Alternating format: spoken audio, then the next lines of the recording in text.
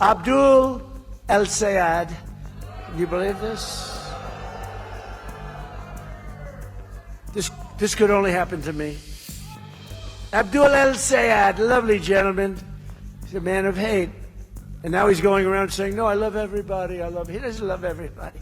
And to all of my sisters and brothers of the Jewish faith, or any faith at all, or no faith at all, I want you to know that my commitment to your safety, my commitment to Jewish safety, is the same commitment that I have to the safety of my own daughters.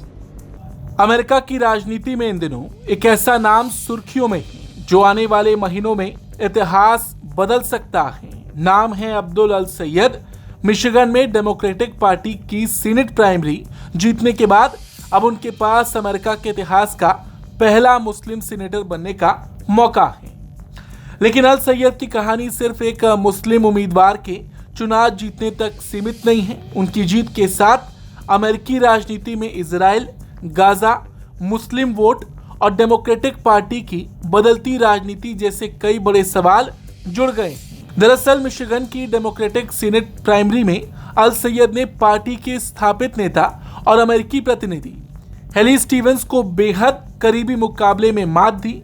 मुकाबला इतने कांटे का था कि नतीजा आने में कई घंटे लग गए और आखिरकार करीब 1% के अंतर से अल सैयद के नाम जीत गई। अब नवंबर में होने वाले आम चुनाव में उनका मुकाबला रिपब्लिकन उम्मीदवार और पूर्व सांसद माइक रोजर्स से होगा। अगर अल सैयद यहां भी जीत दर्ज कर लेते हैं तो वो अमेरिकी सीनेट में पहुंचने वाले पहले मुस्लिम व्यक्ति बन जाएंगे। मिशिगन की ये सीट इसलिए बेहद अहम है क्योंकि सीनेट में किस पार्टी का दबदबा रहेगा, इस पर इस चुनाव का असर पड़ सकता है। लेकिन अल सैयद की जीत की इतनी चर्चा क्यों है? दरअसल अल सैयद ने सिर्फ एक उम्मीदवार को नहीं हराया, बल्कि उन्होंने डेमोक्रेटिक पार्टी के उस धड़े को चुनौती दी जो ज्यादा मॉडरेट और इजराइल समर्थक राजनीति करती थी। उनकी प्रतिद्वंदी हेली स्टीवंस को पार्टी के कई बड़े नेताओं का समर्थन हासिल था।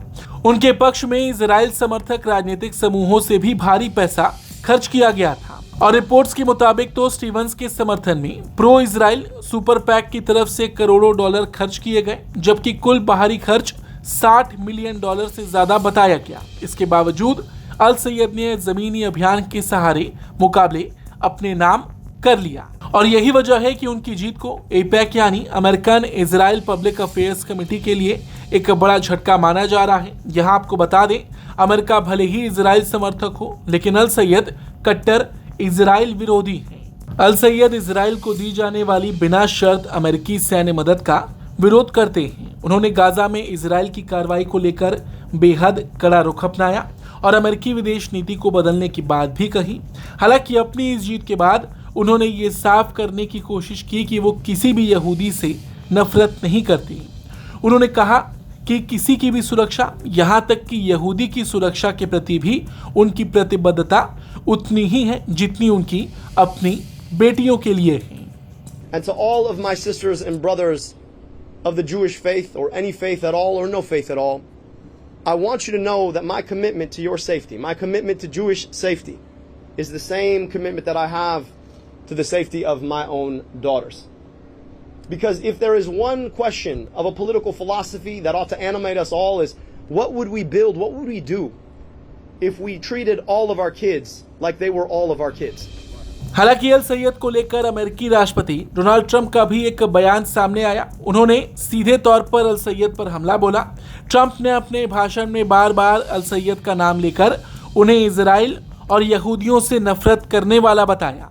ट्रंप ने यहां तक कहा कि अल सैयद को लेकर लोगों को बाद में पता चलेगा कि वो किस चीज का समर्थन करते हैं।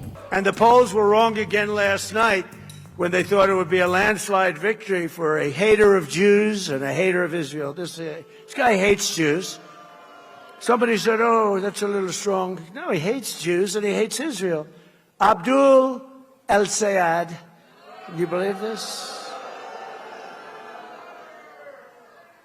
This could only happen to me. Abdul El Sayed, lovely gentleman. He's a man of hate. And now he's going around saying, no, I love everybody. He doesn't love everybody. Put him in office. You're going to find out what he loves. He doesn't love Israel.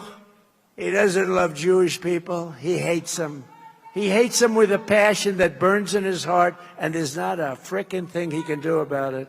There's not a thing he can do about it, because he hates them. अब आपको बता दें कि आखिरकार अब्दुल अल सैयद हैं कौन। अब्दुल अल सैयद की पहचान सिर्फ एक राजनेता की नहीं है, वो डॉक्टर, महामारी विशेषज्ञ और पब्लिक हेल्थ एक्सपर्ट रह चुके हैं।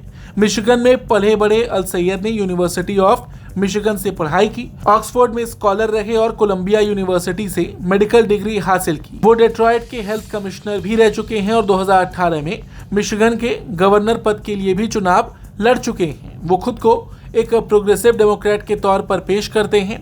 हेल्थ केयर, आर्थिक असमानता, कामगारों के अधिकार और आम लोगों की जिंदगी से जुड़े मुद्दे उनकी राजनीति के केंद्र में हैं।